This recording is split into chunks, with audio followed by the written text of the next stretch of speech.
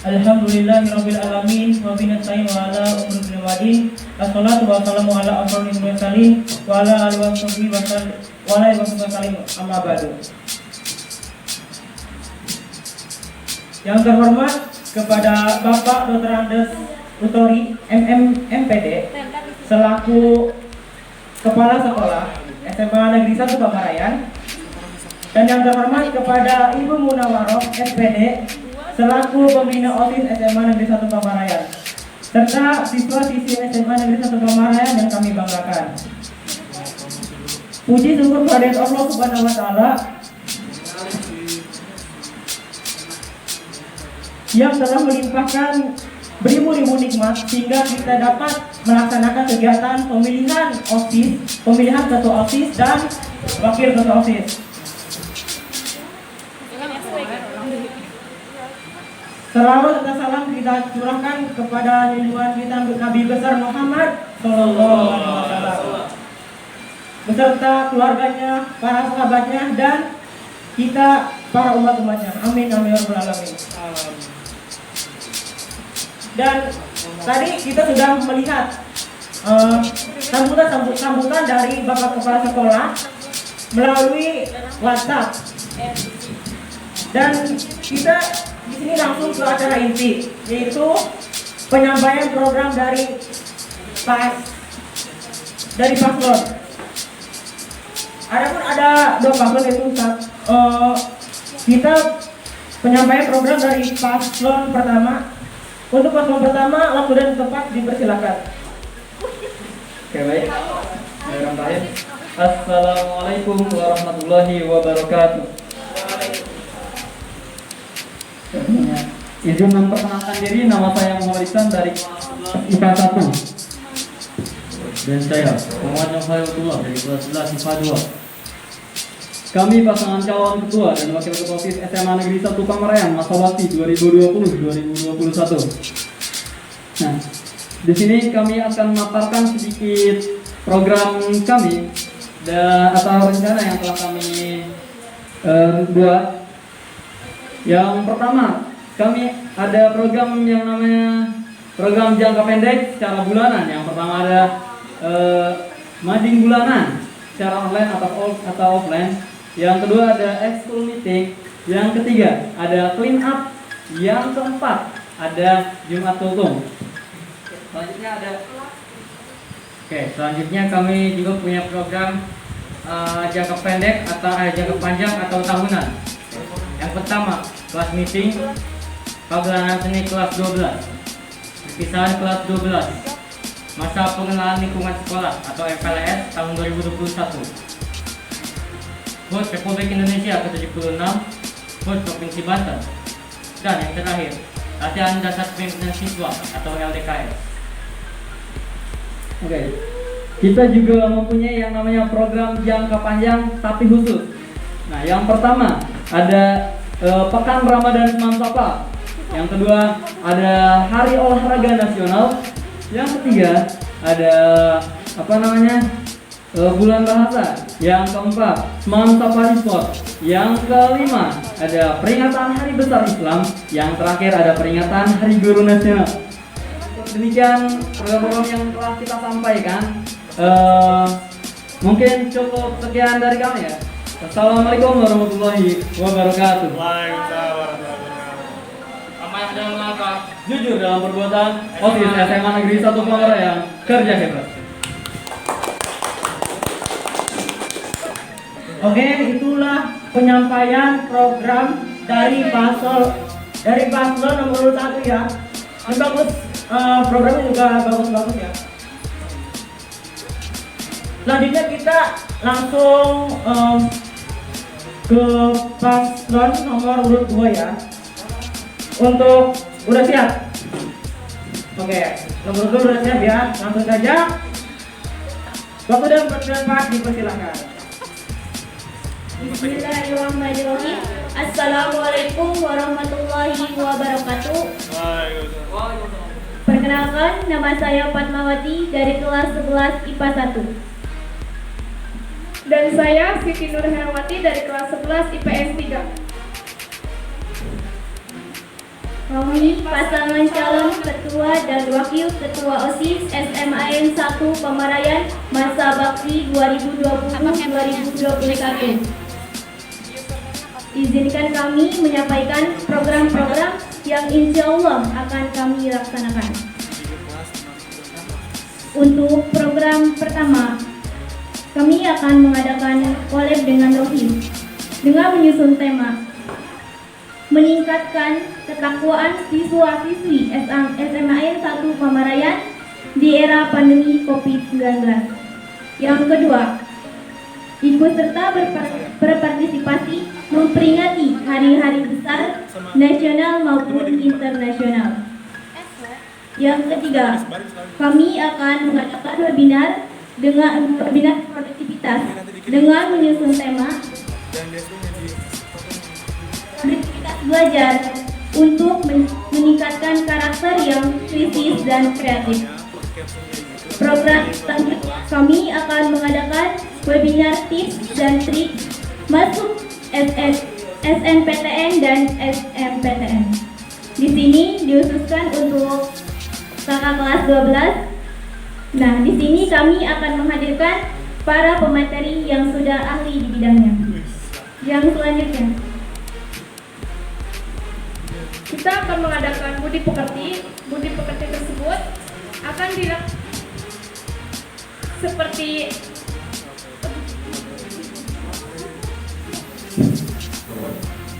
seperti saudari kita terkena musibah, jadi kita meminta infakan.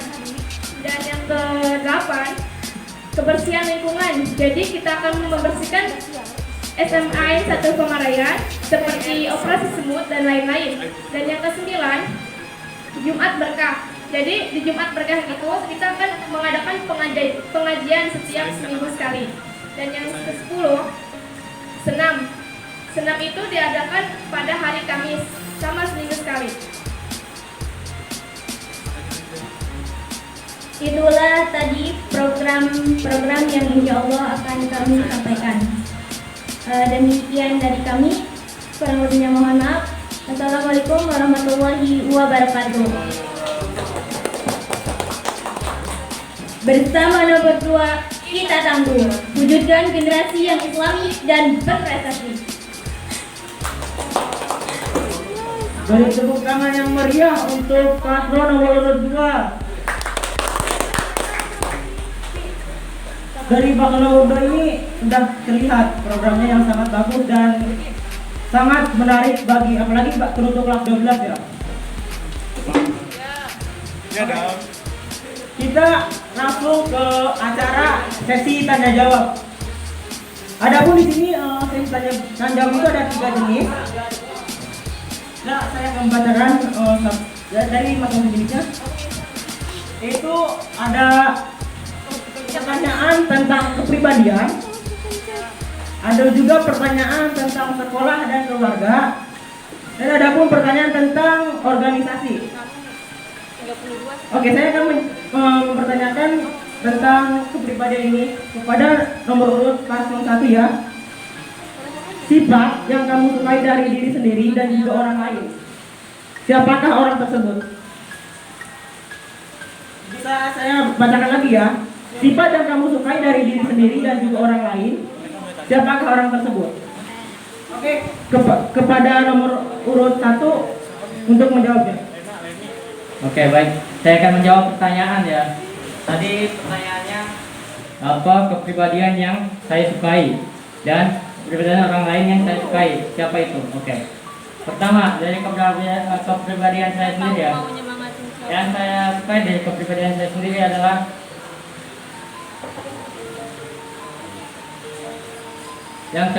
kepribadian saya sendiri adalah yang pertama,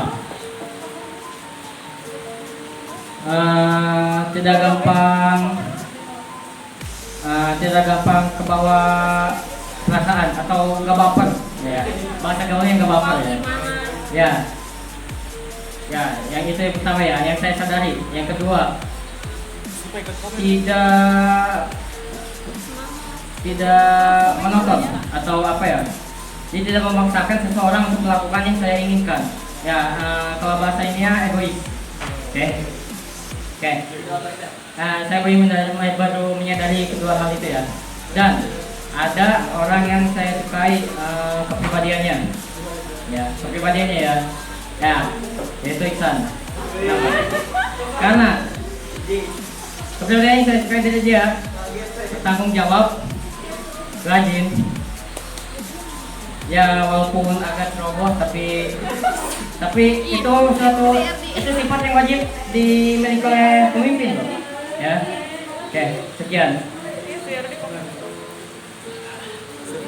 Oh. Tadi udah dari sifat yang saya sukai pada diri saya sendiri dan sifat yang saya sukai pada diri orang. Yang saya sukai pada diri saya sendiri itu gimana ya? Saya tuh suka, saya ingin berkembang gitu.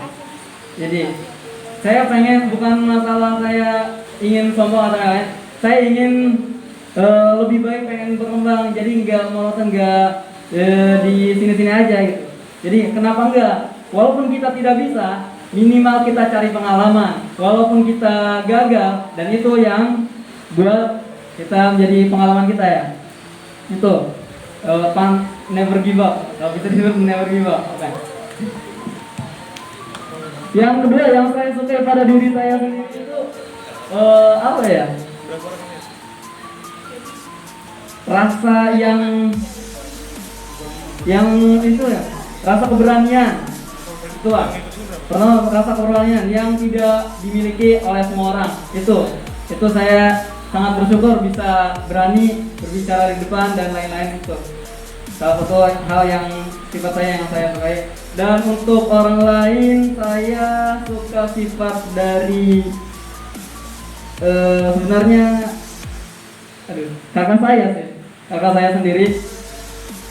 Dia itu yang telah memotivasi saya untuk menjadi lebih baik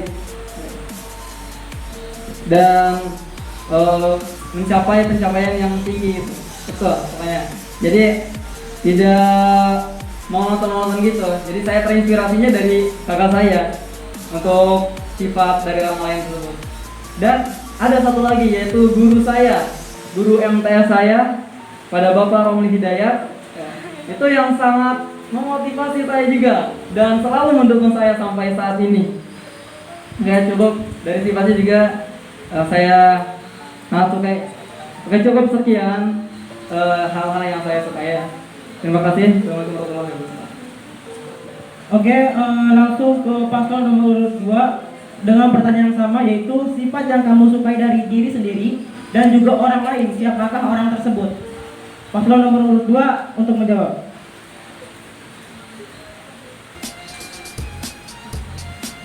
Baik, saya akan menjawab pertanyaan Yogi tersebut. Jadi sikap dari diri saya sendiri ingin menjadi lebih baik ke depannya dan ingin menjadi orang yang lebih baik lagi. Dan sikap dari orang lain, saya kagum sama Iksan. Dia orangnya bertanggung jawab, sama kayak Novel tadi. Cukup sekian.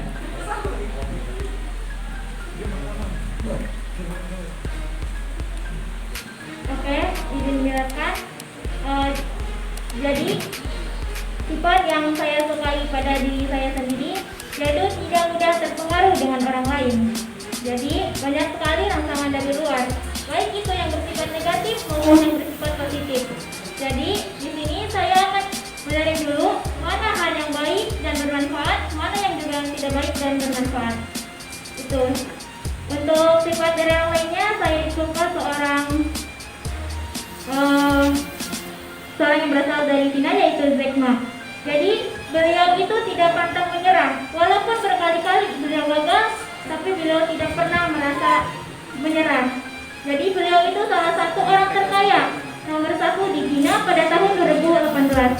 Saya termotivasi dari beliau untuk tidak mudah menyerah tentang semua hambatan dan semua halangan yang dihadapi.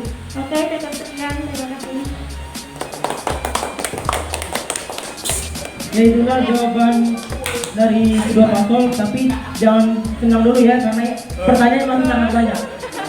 Saya akan membacakan pertanyaan yang kedua dari pertanyaan tentang kepribadian, yaitu nomor 2, sifat bagaimana yang tidak kamu sukai dari dirimu dan juga orang lain. Siapakah orang tersebut? Untuk paslon nomor urut 2, silahkan menjawab. Bismillahirrahmanirrahim. Izin menjawab kembali. Jadi sifat yang tidak saya sukai dari diri saya sendiri yaitu sifat malas. Jadi terkadang di diri saya sendiri juga ada terdapat sifat malas, entah itu malas dalam belajar, mengerjakan apapun itu yang tidak saya sukai pada diri saya sendiri. Yang kedua, sifat dari orang yang tidak saya sukai itu dari kakak saya. Karena kenapa? Dia itu tidak pernah memotivasi saya untuk berkembang. Malahan dia itu ingin menjatuhkan saya untuk selalu berbicara, kamu tidak bisa, kamu tidak gini. Itu yang sangat saya tidak sukai dari sifat kakak saya. Terima kasih.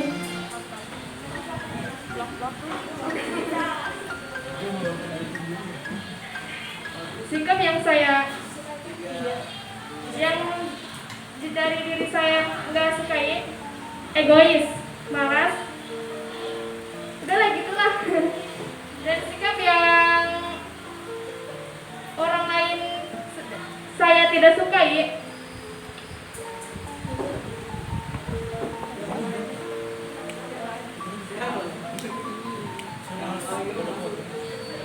dari luar yang saya tidak suka itu menurut saya nggak ada sih. Cukup. Terima kasih nomor urut 2. Dan untuk paslon nomor urut 2, awas kakaknya marah ya. Untuk paslon nomor urut 1, pertanyaan yang sama yaitu sifat bagaimana yang tidak kamu sukai dari dirimu dan juga orang lain. Siapakah orang tersebut? Untuk paslon nomor 1, cara menjawab ya. Baik, saya akan menjawab pertanyaan tersebut ya. Oke. Sifat yang sangat tidak saya sukai dari diri saya, ya yang pertama pasti ya, malas, rasa malas. Itu pasti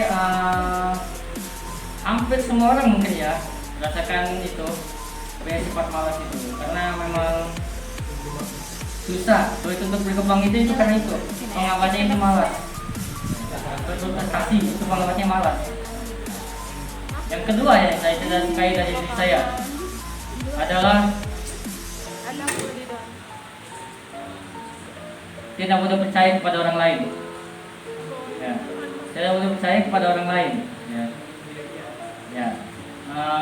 Dan orang yang sangat saya tidak sukai sifatnya ya. Menurut saya apa ya? Semua orang itu punya sifat baik pasti. Ada positif ada negatifnya. Saya tidak tahu dan nggak pernah nemu orang yang saya benci gitu sifatnya kayak gitu, sifatnya kayak gini amat gitu kan.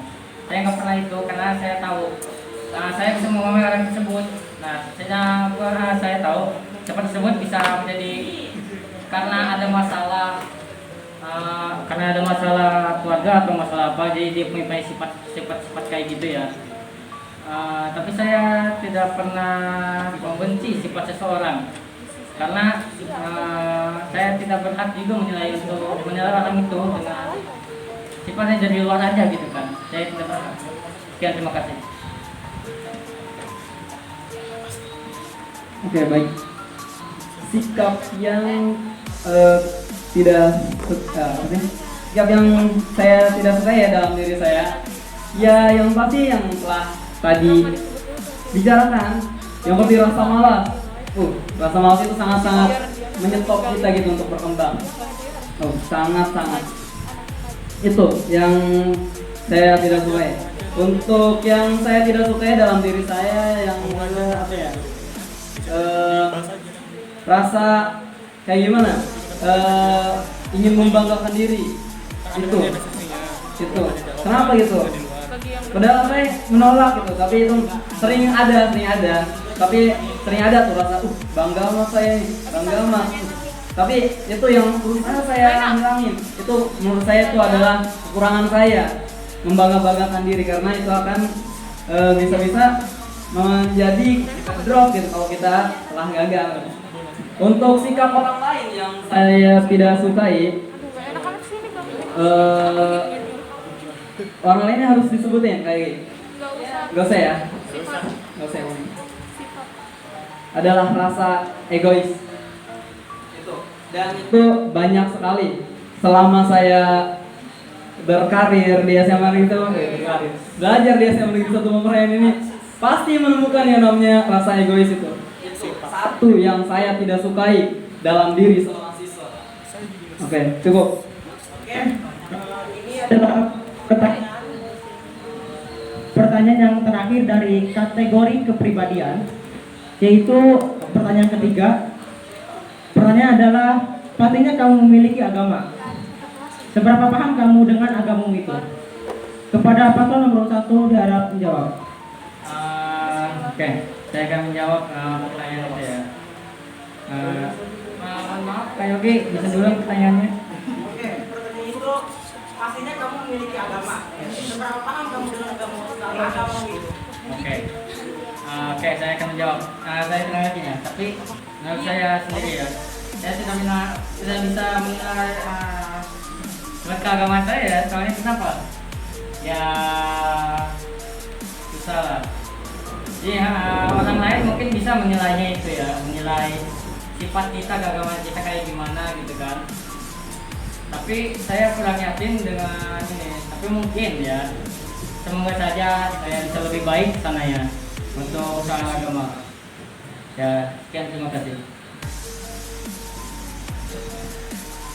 Oke, dari awal kita mempunyai agama dan seberapa pemahaman kita terhadap agama itu. Pemahaman saya terhadap agama adalah agama kita adalah agama Islam. Agama Islam. Yang pasti kita harus mendirikan agama gitu. Apa sih namanya? Apa? Ya. Dan Tuhan kita adalah Allah Subhanahu wa taala.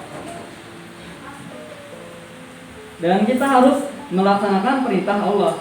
Pertama, as-shalatu limadidin, faman aqamaha faqad aqama din, wa man faqad ada madin. Salah ya. Salat adalah tiang agama. Jangan saya yang meninggalkan salat, maka rutin agamanya. Kurang lebih seperti itu ya. Pemahaman saya terhadap agama untuk saat ini, saya sangat bersyukur karena saya dari kecil sudah dikirim di pondok pesantren Salafi yang tiap hari dan belajar ilmu agama yang berupa kitab-kitab yang membahas masalah fikih, masalah tajwid, bahkan masalah kegiatan sehari-hari kita yang ada hukumnya dalam hadis dan atau dalilnya dalam agama kita. Itu untuk penyebutan pasti banyak sekali. Menurut saya dalam agama alhamdulillah bisa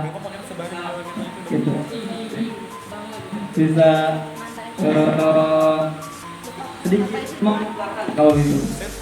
Ya sedikit.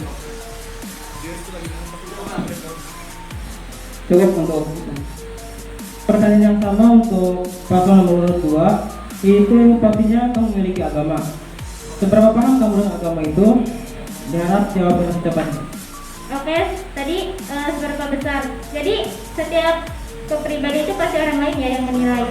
Tapi di sini saya ingin selalu berusaha menjadi orang yang lebih baik. Karena dalam sebuah hadis dijelaskan yang artinya aku tidak akan merubah sebuah dalil yang artinya aku tidak akan pernah merubah suatu kaum tanpa kaum itu sendiri yang merubahnya. Jadi dari situ saya belajar bahwa saya ingin selalu menjadi pribadi yang lebih baik,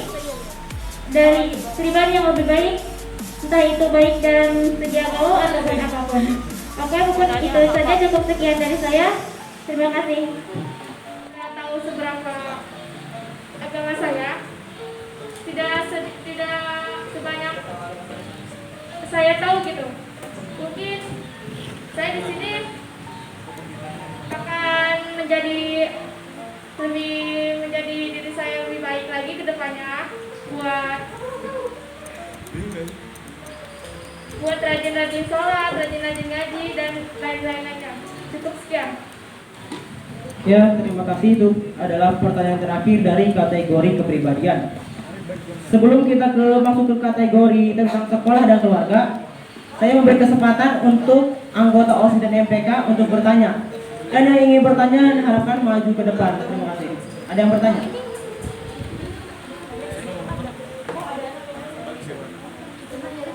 Atau mungkin ada siswa yang sedang melakukan daring ingin bertanya dan bisa diwakilkan. Atau apakah Bapak dan Ibu guru ingin bertanya? Dan bila ingin yang bertanya harus tulis di kolom komentar di Instagram ya. Oke, saya ini pertanyaan dari @maha.rani azde. Itulah pokoknya saya mewakilinya izin bertanya untuk kandidat 2. Itu kan tadi ada program bisnis online. Nah, itu contohnya kayak gimana? Dan untuk kandidat nomor 2 diharap menjawab. Oke, bismillahirrahmanirrahim.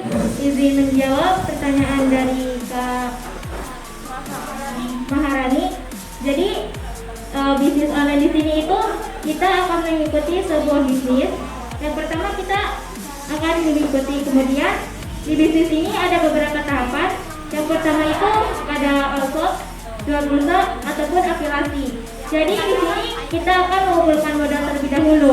Kemudian siapapun nanti siswa-siswi SMA 1 Pamarayan yang ingin ikut gabung bisa bergabung, nanti akan kami cantumkan nomornya. Kemudian tujuan dari bisnis ini yaitu ingin membantu perekonomian siswa-siswi SMA 1 Pamarayan di era pandemi COVID-19 ini. Oke, mungkin cukup sekian.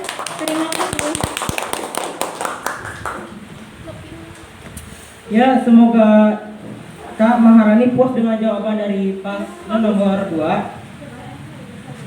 Dan selanjutnya apakah ada yang ingin bertanya lagi dari anggota OSIS maupun MPK atau dari Bapak dan Ibu guru serta siswa-siswi yang hadir di live Instagram? Bila ada yang ingin bertanya silahkan tulis di kolom komentar. Ada?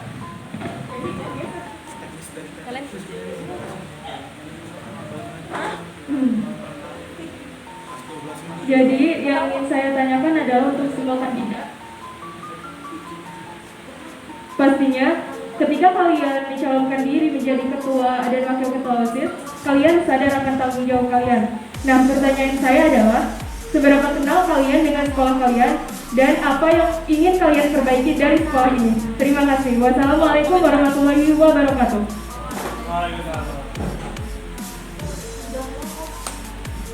Ya, itulah pertanyaan dari Kak Leni. Dan untuk paslon 1 untuk menjawab terlebih dahulu.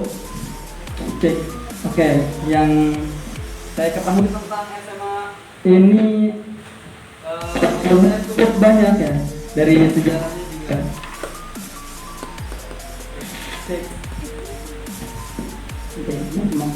Maaf. Yang pertama yang saya ketahui ya, nggak usah disebut satu persatu gitu. Yang pertama itu SMA kita itu cukup apa ya? Bukan bersih, cukup apa ya? Dari dulu itu terkenal dengan area hijau atau adiwiyatanya. Nah, makin kesini lingkungannya agak kurang gitu. Lingkungan SMA kita yang tadinya dulu jadi peringkat 3 provinsi sekolah adiwiyata, sekarang udah peringkat jauh gitu. Nah, itu yang ingin saya perbaiki, dan saya telah menyebutkan yang program bulanan tersebut yang namanya ada clean up. Nah, di clean up tersebut ada yang nama lomba kebersihan kelas setiap satu semester. Setiap satu semester akan ada piala bergilir. Dan kelas yang paling rapi, kelas paling indah, kelas paling cantik lah kayak gitu bisa dibilang akan mendapatkan piala dan hadiahnya begitu. Yang akan digilir satu semester atau iya satu semester ya. Dan untuk Ada yang buat program di lingkungannya seperti tanaman dan lain itu kan sekarang itu sangat berkurang gitu. Yang tadinya dulu itu di mana rumput atau apa, area hijau benar-benar hijau itu dulu kan. Ya, di dalam program clean up tersebut, nah setiap satu semester sekali kita mewajibkan setiap kelas membawa satu tanaman ya, yang akan ditanam nanti dia sama kita, bisa berupa pot bisa, atau tanaman-tanaman yang hias seperti itu. Nanti kita akan kerjasama dengan Adidiata SMA Desa Pamarayan untuk pemasangannya agar lingkungan SMA kita lebih bagus lagi. Untuk kekurangannya sih masih ada dalam diri siswanya.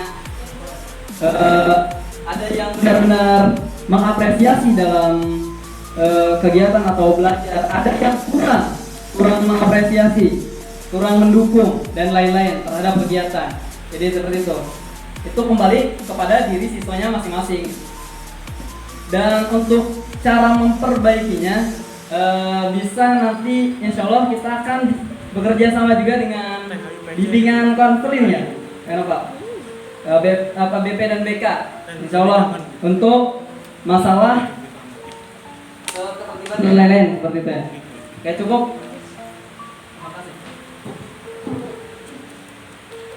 Oke, baik, saya akan menjawab pertanyaan tersebut ya. Oke. Jadi kekurangan dari sekolah kita itu ya, itu ketertiban. Jadi banyak siswa kita yang melanggar kewajiban atau aturan yang sudah dibuat oleh sekolah. Ya. Seperti saat waktu KBM, gitu kan. Banyak yang tidak mengikuti gitu kan. Terus ya aturan-aturan lain dari kerapihan, terus kedisiplinan. Itu banyak siswa kita masih kurang dalam hal itu. Ya mungkin tadi sama Kak Iksan bakal ini kerja sama BK atau BP untuk ketertiban sekolah ini. Dan ada yang ingin saya tingkatkan, yaitu prestasi dari non akademik atau akademik. Karena ini ya, prestasi itu penting buat masa depan kita, itu penting. Nah, ada banyak juga nih masalahnya gini. Ada banyak siswa yang di akademiknya tidak aktif, terus non akademiknya nggak ikut, nggak aktif juga. Nah, tuh yang kayak gitu tuh lebih ini. Makanya kita ada program ini. Di misi kita memberi kegiatan positif kepada siswa yang kurang aktif, ya, atau pasif dalam masa tertentu atau khusus. Nah, jadi kita itu ingin mengaktifkan siswa yang kayak gitu supaya aktif, minimal aktif di sekolah, di dalam sekolahnya itu aktif. Cukup sekian dari saya.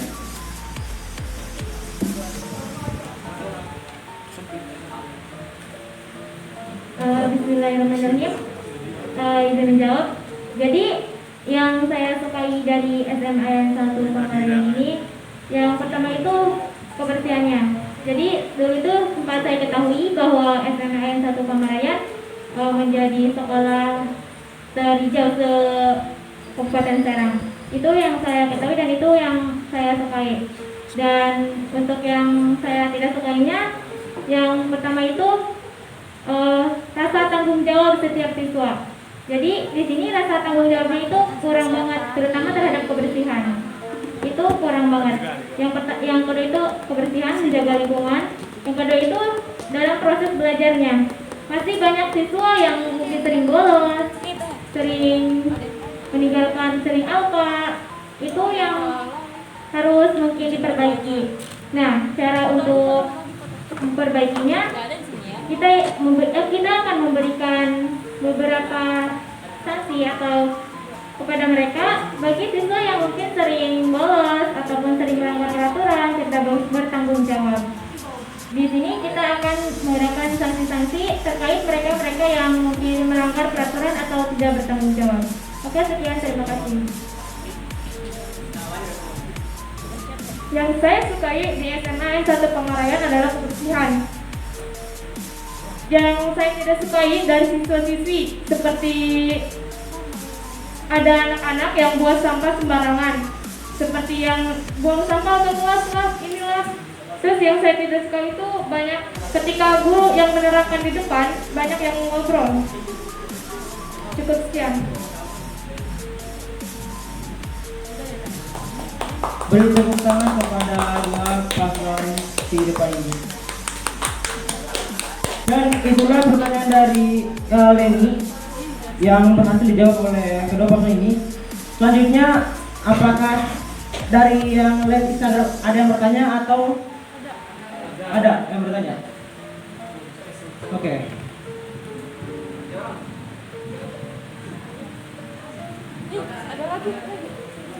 Lagi. Oke, ini pertanyaan dari Suci Rahayu 1311. Mohon perhatian. Mohon perhatian. Paslon nomor 1. Paslon nomor 1. Ada pertanyaan dari Suci Rahayu 1311. Yaitu saya bacakan ya. Ini bertanya, untuk kedua kandidat, bagaimana cara menarik siswa yang tidak mengikuti kegiatan ekstrakurikuler agar menjadi siswa yang aktif di kegiatan ekstrakurikuler? Paslon nomor 1 diharapkan menjawab pertama.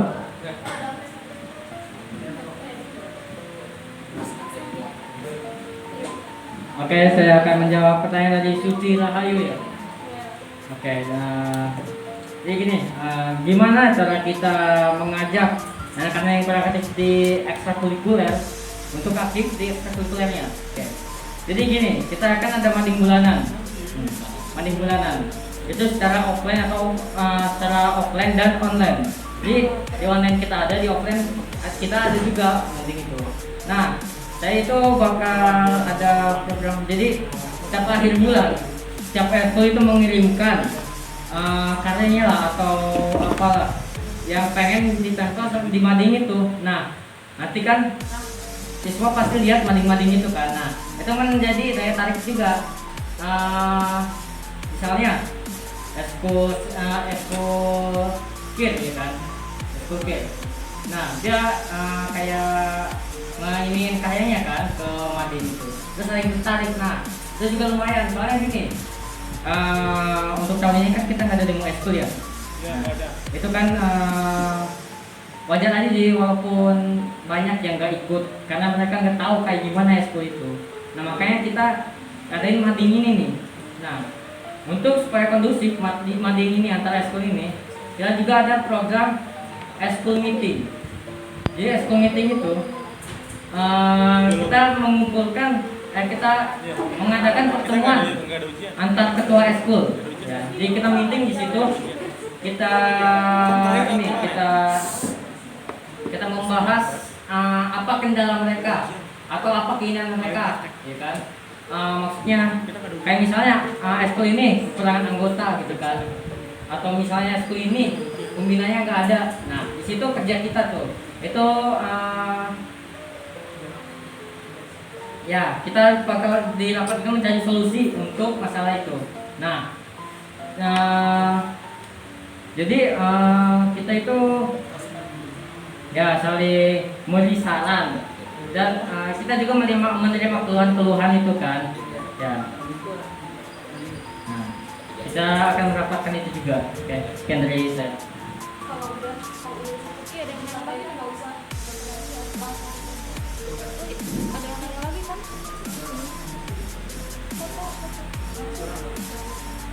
Oke, bismillahirrahmanirrahim. Jadi bagaimana cara meningkatkan siswa yang tidak ikut ekstrakurikuler? Jadi di sini kita akan melakukan pengenalan tentang ekskul-ekskul yang ada di SMA 1 Pengarayan. Nah, kalau misalkan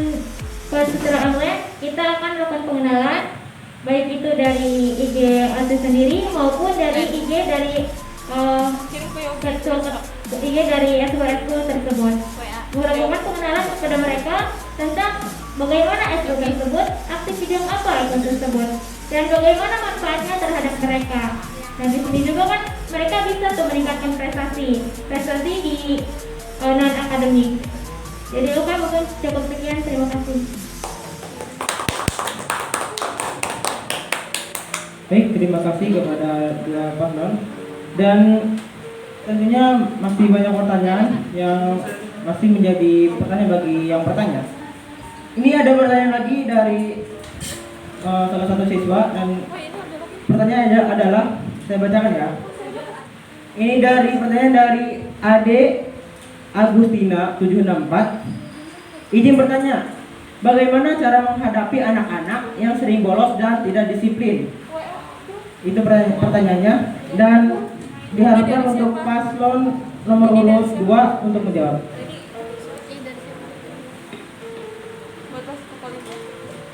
Jika ada anak-anak yang sering bolos, apa dan lain-lainnya, kita itu tidak bisa menjangkau untuk anak-anak supaya masuk terus. Jadi itu segimana anak-anaknya aja, segimana pemikiran dia, dewasa apa enggaknya. Cukup sekian, terima kasih.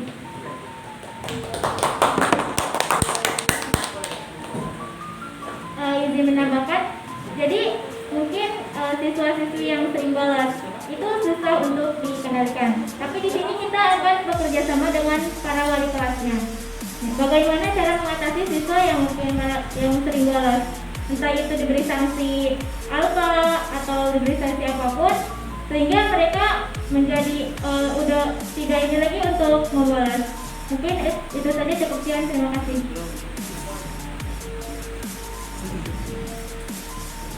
Oke. Tadi ya pertanyaan dari Adi Agustina.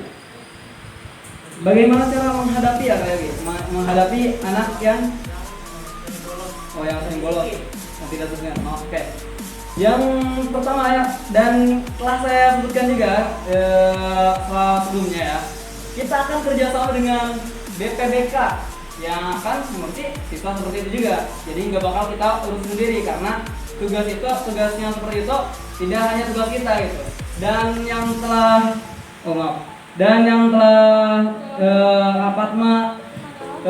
ucapan tadi, dan juga kita konsultasi dengan wali kelas juga gitu. Konsultasi dengan wali kelas juga. Nah, di situ contoh kita melihat anak yang kurang aktif seperti itu, anak yang pasif, yang sering bolos dan lainnya seperti itu ya. Kita lihat dan kita jangan dulu lapor ke wali kelas. Kita lihat dulu, paling kita dekati. Yang seperti itu harus didekati, jangan dijauhkan, jangan dibiarkan. Justru harus kita bawa yang seperti itu. Yang contohnya dalam program kita tadi, yaitu program memberi kegiatan positif kepada siswa yang kurang aktif, yaitu siswa-siswa yang seperti itu.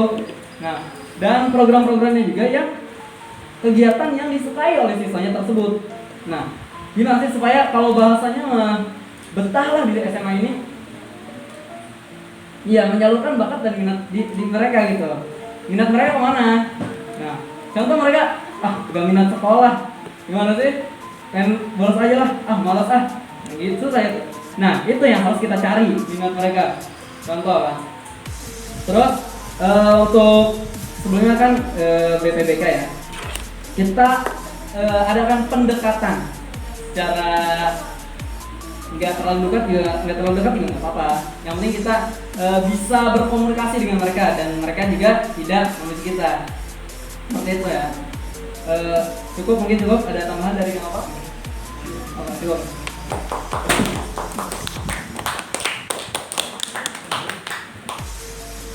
Ya, terima kasih atas jawabannya.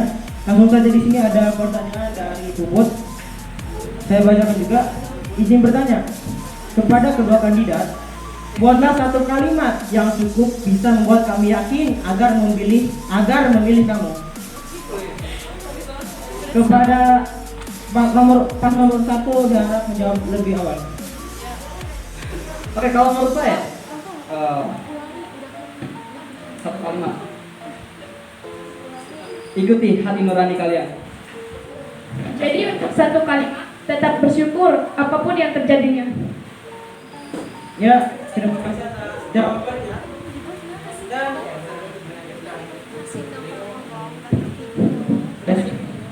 Dan untuk pertanyaan selanjutnya, apakah masih ada yang masih ingin bertanya di live Instagram?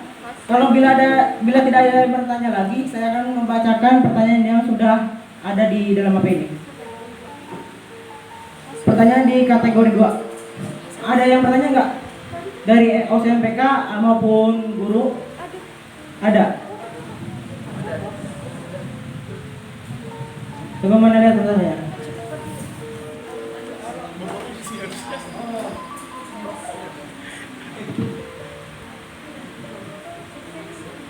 Pertanyaan dari Putut underscore. Izin bertanya kembali. Misal ada anggota yang memiliki kinerja buruk, kamu lebih memilih mengeluarkan anggota tersebut atau tetap mempertahankan keutuhan anggota? Kepada paslon nomor 1, nomor urut 2 diharap menjawab terlebih dahulu. Oke, izin menjawab pertanyaan dari Puput. Jadi di sini kita akan tetap mempertahankan anggota tersebut dan kita juga akan menanyakan apa yang membuat mereka buruk di kasus ini. Jadi kita akan membuat mereka apa dulu nih yang membuat mereka itu jadi seperti itu. Jadi ketika mereka mempunyai keluhan, kita kasih solusinya.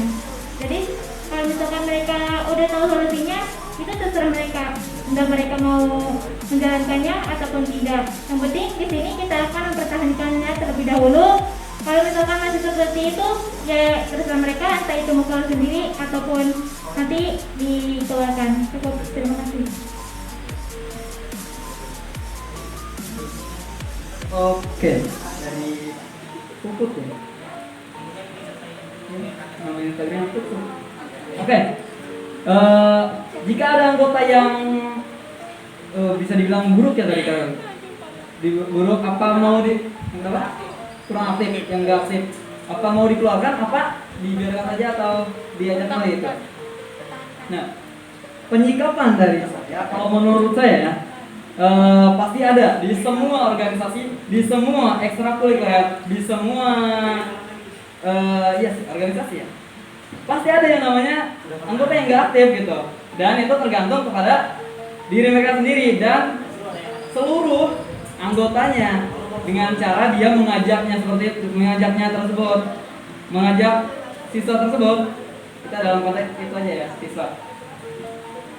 Contoh, ada yang keluar organisasi, contoh keluar atau tidak aktif lah, tidak aktif dulu. Nah di situ kita lihat dulu apa masalahnya gitu. Pasti ada masalah gitu. Yang pasti, yang sering dialami adalah rasa kekeluargaan yang kurang atau kita mengajaknya kurang gitu. Kalau kita mengajaknya benar-benar kumpul, benar-benar bersatu, benar-benar sering berkomunikasi dengan lancar dan tidak seperti forum kayak gini. Jadi ada waktunya gitu yang seperti itu. Dan itu yang biasanya membuat bosan anak tersebut atau dipengaruhi oleh hal lain atau dari hal luar yang membuat siswa tersebut keluar dari organisasi tersebut. Dan jika ada kasus seperti itu, kita jangan langsung tanya sih, dekati dulu. Kenapa? Baru tuh kalau udah dekat emang udah masuk ke hati mereka, baru kita tanya kenapa keluar gitu. Oh kayak ini, pasti dari dianya juga agak gimana ya, ragu lagi agak malu kayak gitu pasti itu. Intinya mah ada pilihannya masing-masing. Dan yang menurut saya sering terjadi ya rasa kekeluargaan yang kurang.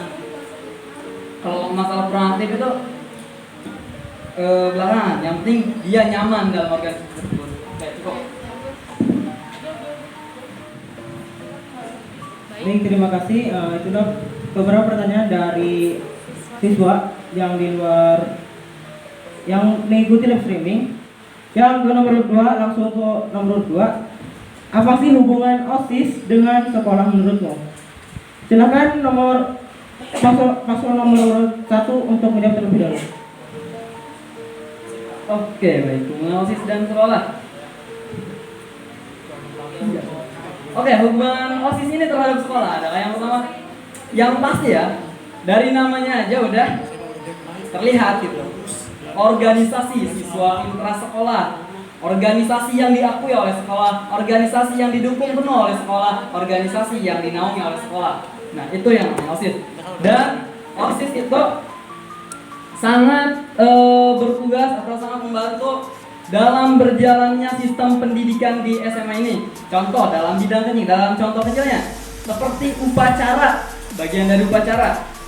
Upacara itu yang mengkoordinir itu dari OSIS. Dan ada yang namanya juga PKS atau patroli keamanan siswa, itu juga dari OSIS yang mengawasi siswa. Jadi enggak langsung dari guru. Guru jadi kita dibantu OSIS namanya membantu guru, kita itu membantu guru. OSIS itu membantu guru dan sekolah. Dan apa sih? Tidak hanya guru, tapi siswa mengadakan kegiatan, membuat siswa lebih aktif, membuat siswa lebih peduli, membuat siswa lebih sayang pada sekolahnya. Itu salah satu tugas OSIS menurut saya ya. Itu terutama kita menaungi seluruh ekskul juga yang ada dalam SMA ini. Oke, ada tambahan dari kenapa? Oke, sedikit aja, oke. Jadi gini, ada siswa-siswa ya yang kurang memberikan saran, itu malu-malu ke gurunya. Jadi kan itu bisa ke OSIS, ada OSIS baru ke guru ya. Oke, sekian. Dan kita langsung saja mulai dari pertanyaan untuk paslon nomor 2 ya. Karena nomor 1 udah. Pertanyaan itu apa sih hubungan OSIS dengan sekolah menurutmu? Silakan jawab. Bismillahirrahmanirrahim. Izin menjawab. Seperti yang telah disampaikan, OSIS itu dari namanya saja sudah pasti bahwa OSIS itu organisasi intrasekolah. Jadi ibarat sebuah keluarga, OSIS ini adalah ibunya, gitu. Jadi OSIS ini yang menaungi seluruh siswa, yang membantu sekolah untuk melaksanakan semua program-program yang berjalan. Jadi di sini OSIS itu sangat berperan gitu di sekolah. Dan mungkin cukup sekian, ada penambahan? Oke, cukup sekian dari saya. Terima kasih. Oke, terima kasih kepada paslon nomor 1 dan 2 atas jawabannya. Dan langsung saja jawaban ketiga dan kategori yang sama, yang kategori tentang sekolah dan keluarga. Pertanyaan ketiga itu, apakah peran sekolah anak di dalam keluarga? Apakah peran seorang anak di dalam keluarga? Diharap untuk paslon nomor urut 2 menjawab terlebih dahulu. Terima kasih. Oke, saya akan menjawab pertanyaan tersebut.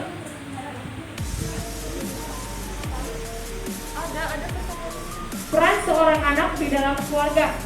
Peran seorang anak ingin menjadi lebih dewasa pikiran, ingin menjadi lebih baik ke depannya, dan ingin menjadi pengganti tulang punggung.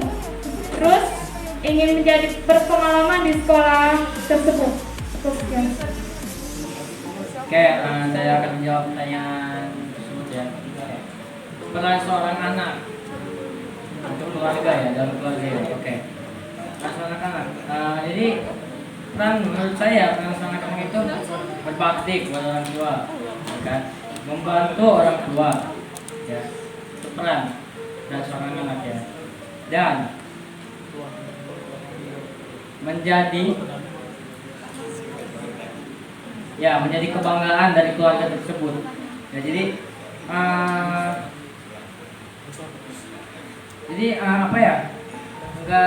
jadi menaikkan nama keluarga lah.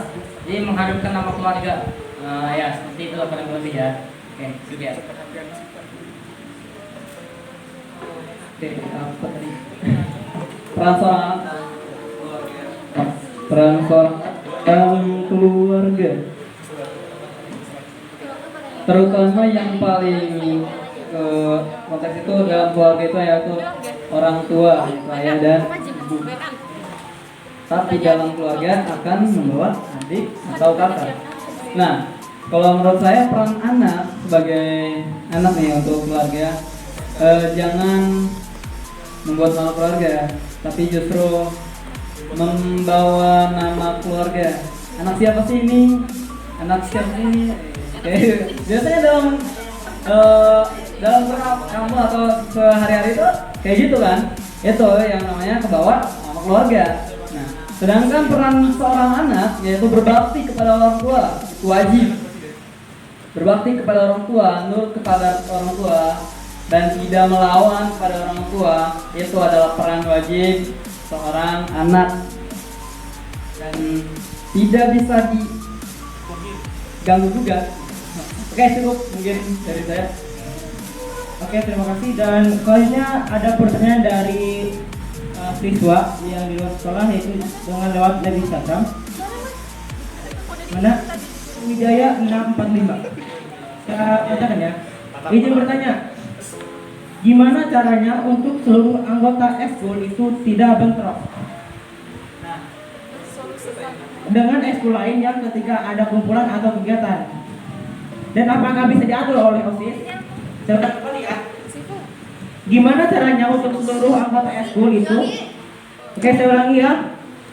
Gimana caranya untuk seluruh anggota ekskul itu tidak bentrok dengan ekskul lain ketika ada kumpulan atau kegiatan? Dan apakah OSIS bisa diatur oleh OSIS untuk Bismillahirrahmanirrahim. Izin menjawab.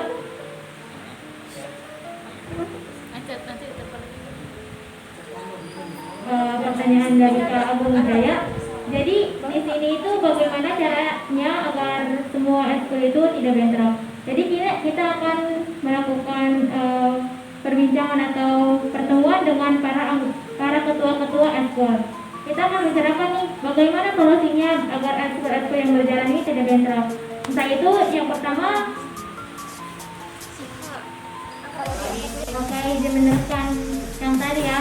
Jadi di sini kita akan melakukan perbincangan tentang bagaimana nih jadwalnya biar para ekskul ini tidak bentrok gitu.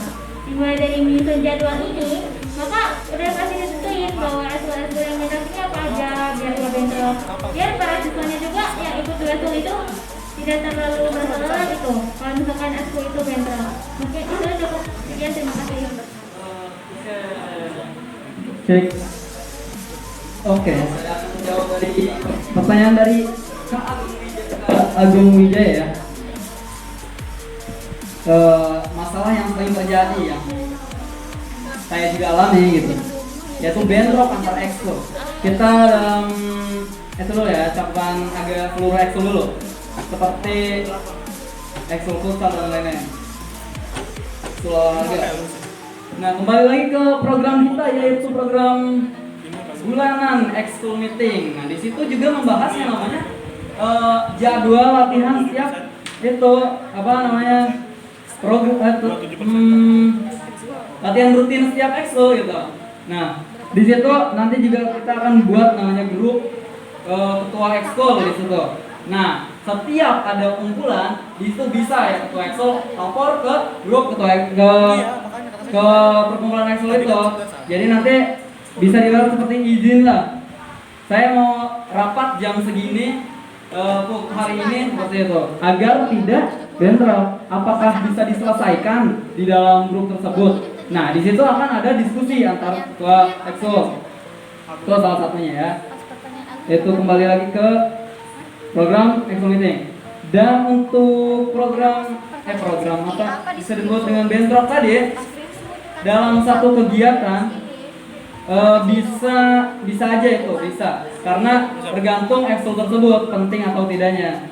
Jika ada kepentingan yang benar-benar penting yang harus kumpulan pada hari itu dan jamnya hampir sama di kedua ekskul tersebut contoh. Nah, itu kembali lagi ke diri siswanya. Kira-kira apa yang lebih penting? Kira-kira apa yang lebih penting ya? Yang lebih diprioritaskan dari siswa tersebut. Dan bisa dibilang seperti itu ya. Karena setiap ekskul atau setiap organisasi itu punya kesibukannya masing-masing. Cukup, terima kasih. Ya, terima kasih.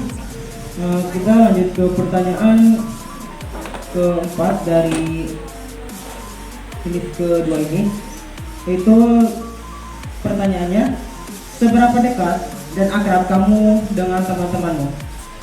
Seberapa dekat dan akrab kamu dengan teman-temanmu? Ya. Pertanyaan ini akan dijawab dari paslon nomor 1 terlebih dahulu. Oke, saya akan menjawab pertanyaan tersebut ya. Jadi gini, saya sudah tahu, saya sudah katakan dari awal ya. Sifat saya tidak mudah percaya dengan orang. Oke. Nah, jadi ada kekurangan juga di situ. Saya tidak punya banyak teman, ya. Tidak punya banyak teman. Mungkin bisa dibilang saya itu susah bersosialisasi lah, ya. Susah bersosialisasinya susah. Nah, tapi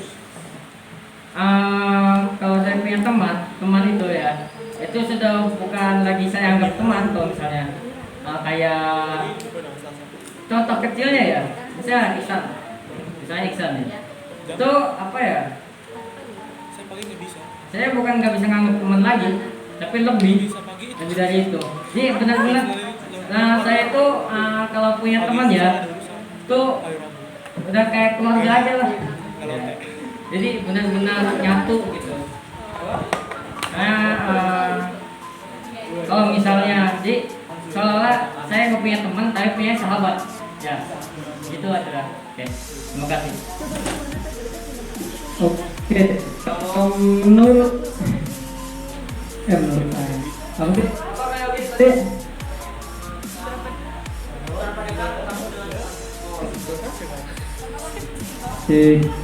Seberapa dekat saya dengan teman-teman atau di lingkungan SMA kita kemarin gitu.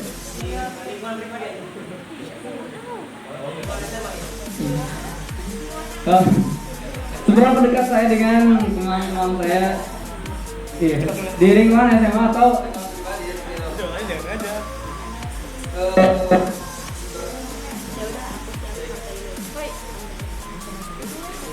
oke.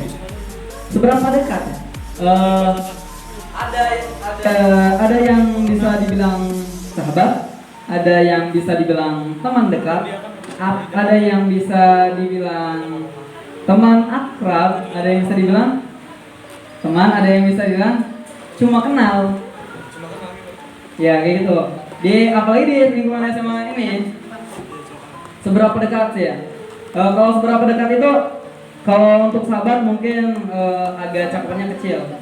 Kalau untuk teman, saya usahakan bisa mendekati seluruh siswanya. Jadi kalau ada yang ingin itu, jangan malu-malu aja.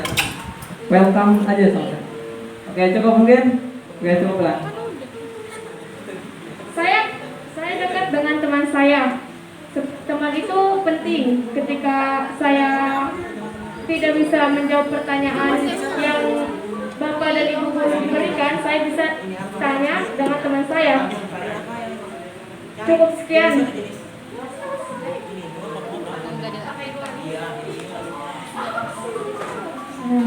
Kalau izin menambahkan, jadi seberapa dekat saya dengan teman saya? Sejauh ini, alhamdulillah saya selalu memiliki teman-teman yang baik dan selalu memberikan energi-energi positif kepada saya. Dan dari segi lain juga, saya ingin selalu berteman dengan siapapun tanpa memandang apapun, selama orang-orang tersebut dapat memberikan pengaruh dan peran positif pada saya. Terima kasih. Guru yang ingin bertanya. Bila tidak ada yang bertanya, saya akan melanjutkan pertanyaan yang sudah ada di catatan ini. Oke, langsung saja ya. Saya akan bertanya di catatan yang sudah ada ini daripada menunggu yang tidak pasti. Pertanyaan dari kategori yang ketiga itu pertanyaan pertama. Apa pengertian organisasi menurutmu? Dan seberapa penting organisasi tersebut?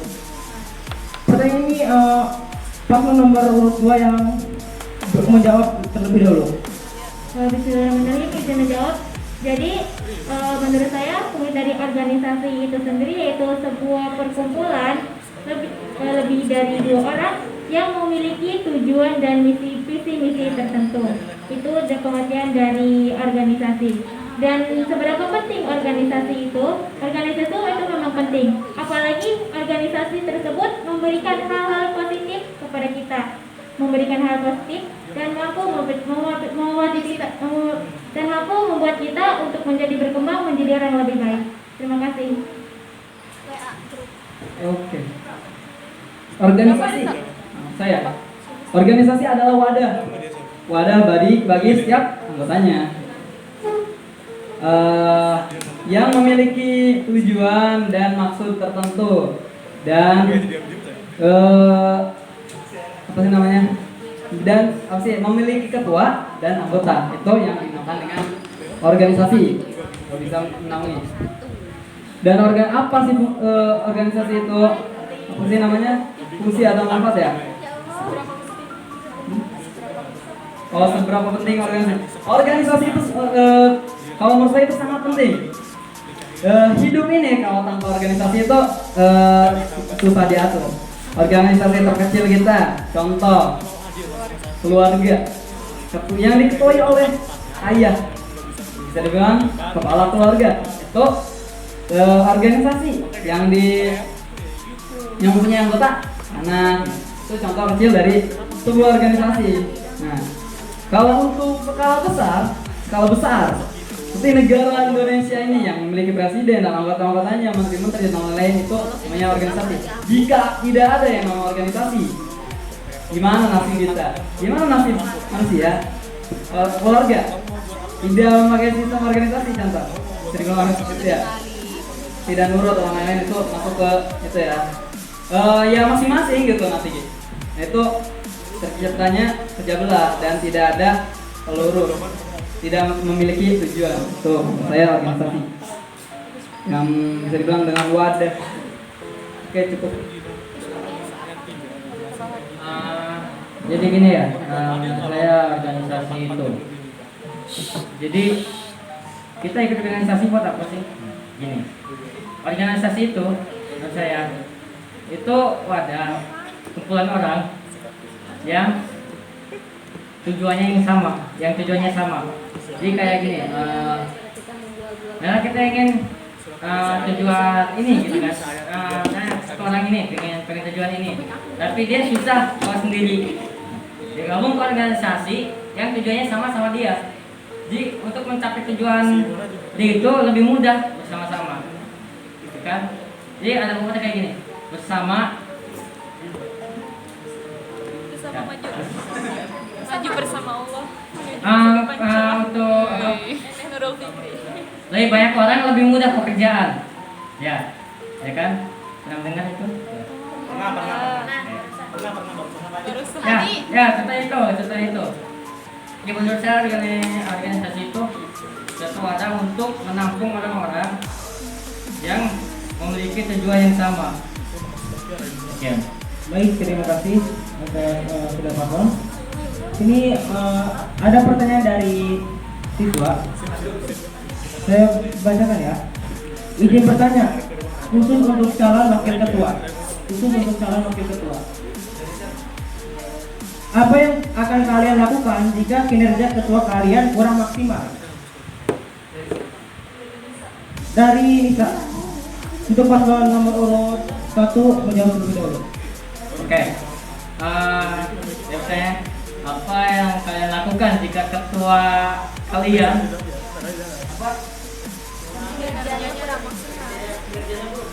kinerjanya buruk?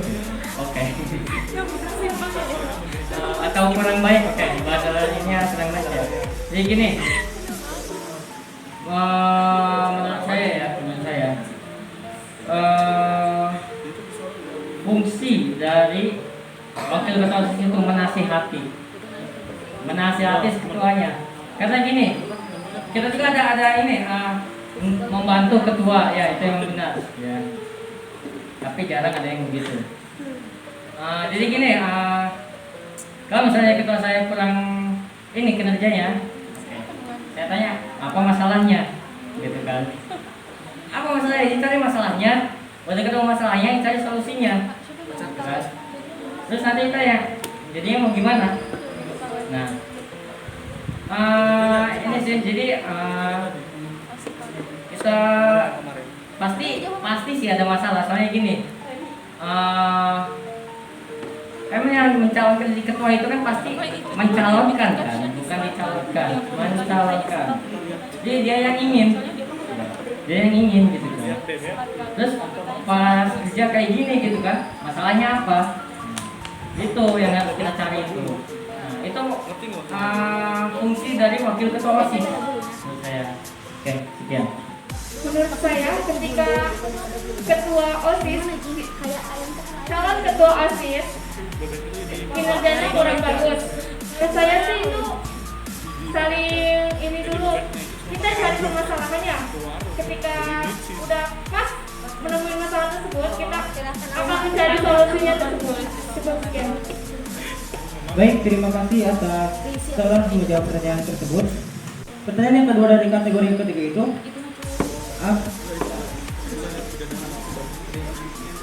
apa alasan kamu ingin menjadi ketua OSIS? Mampukah mengembang tanggung jawab? Saya ulangi ya, apa alasan kamu ingin menjadi ketua OSIS? Dan mampukah mengemban tanggung jawab? Pertanyaan ini dijawab terlebih dahulu oleh paslon nomor 2. Bismillahirrahmanirrahim. Izin menjawab. Tanya apa? Ya, jadi alasannya itu ingin menjadikan organisasi OSIS ini menjadi organisasi yang lebih baik. Jadi menjadikan organisasi yang lebih baik. Entah itu baik dari segi programnya, dari segi kegiatannya, ataupun dari segi apapun. Menjadi lebih baik dan lebih baik. Oke, cukup, terima kasih. Oke. Alasan saya ingin mencalonkan sebagai ketua OSIS.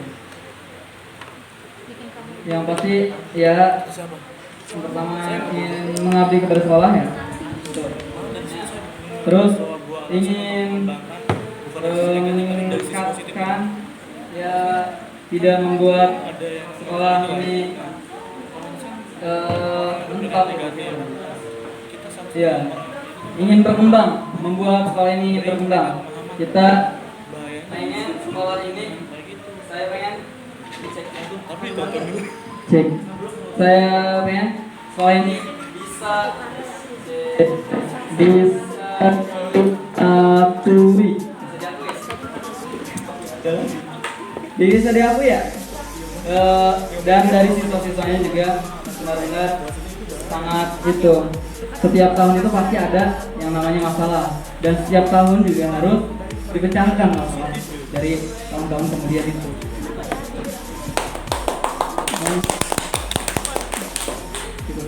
Mungkin cukup ya. Sekian, terima kasih.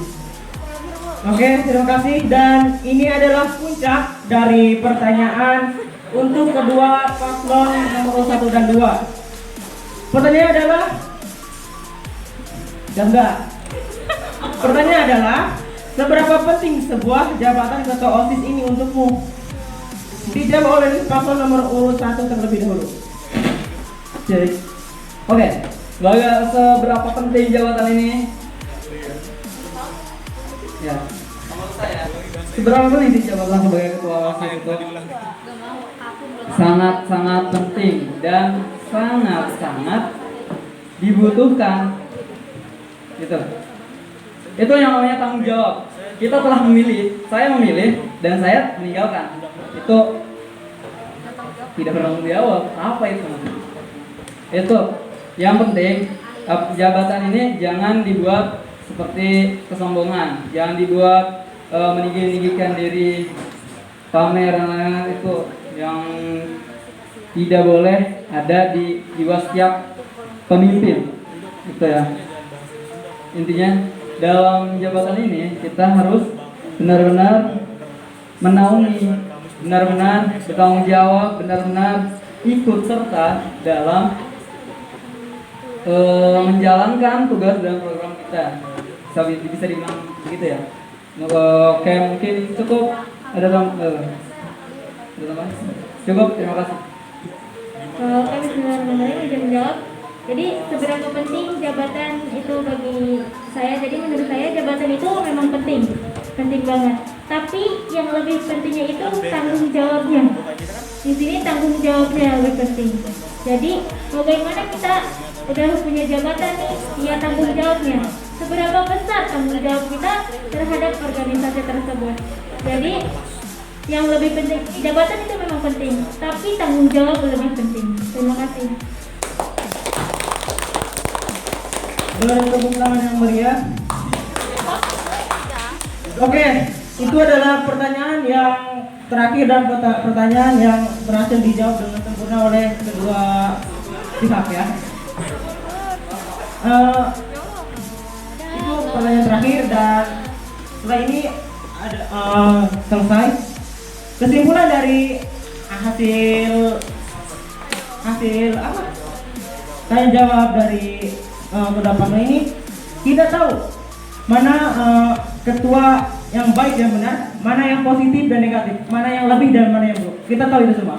Karena mereka telah mengeluarkan program-program ini yang telah mereka pikirkan. Dan masa depan SMA berada di tangan kita. Bila kita memilih dengan benar, SMA pun akan benar.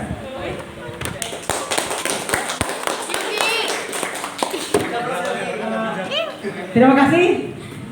Kurang lebihnya mohon maaf. Kita akhiri dengan wassalamualaikum warahmatullahi wabarakatuh.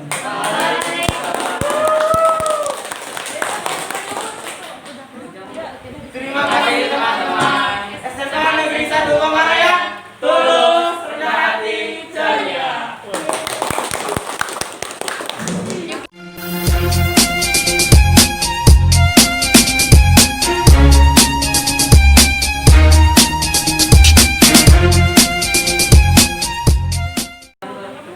Dan ya, besok jangan lupa nyoblos di Google Form ya. Pantengin WA ya. Link. Nyoblos. Di bawah ini gitu. Makasih yang telah menonton streaming, maaf ngabisin paket.